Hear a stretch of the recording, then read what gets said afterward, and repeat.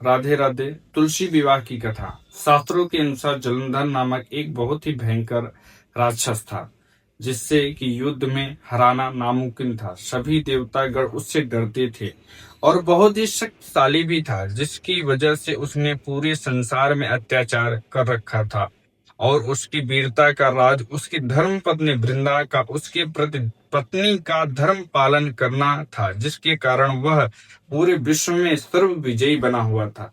जलंधर के अत्याचार के कारण वह सभी देवता भगवान विष्णु के पास सहायता मांगने पहुंचे। तब भगवान विष्णु ने देवताओं की मदद करने का फैसला किया।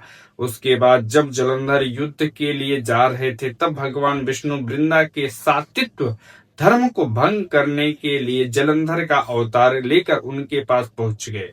उसके बाद जलंधर युद्ध में हार गया और उनकी मृत्यु हो गई। उसके बाद उन्होंने भगवान विष्णु के उस अवतार के बारे में पता चला, तो उन्होंने भगवान विष्णु को श्राप दिया कि आप एक पत्थर की मूर्ति बन जाएंगे। उसके बाद वह अपने पति की मृत्यु के पश्चात उनके साथ सती हो गईं।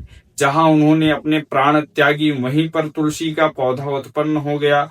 उसके बाद भगवान विष्णु ने वृंदा को यह वचन दिया कि अगले जन्म में तुम्हारा जन्म तुलसी के रूप में होगा और तुम्हारा विवाह मेरे साथ होगा। इसी वजह से अगले जन्म में भगवान विष्णु ने शालिग्राम के रूप में जन्म लिया और कार्तिक मास एकादशी के दिन तुलसी माता से विवाह किया।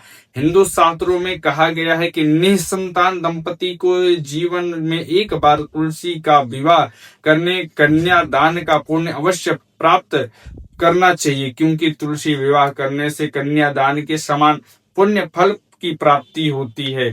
शुक्ल पक्ष एकादशी तुलसी विवाह का विधिवत पूजन करने से भक्तों को मनवांछित फल की प्राप्ति होती है। तुलसी जी के नियमित पूजा से व्यक्ति के पापों से मुक्त तथा पुण्य फल में वृद्धि होती है। पूजा पद्धति के अनुसार सभी देवता को तुलसी जी को अर्पित की जाती है। तुलसी के पौधे को पवित्र तुलसी जी अर्पित की जाती है। तुलसी के पौधे को पवित्र और पूजनीय माना गया है। तुलसी विवाह के शुभ अवसर पर व्रत रखने का बड़ा ही महत्व है। राधे राधे।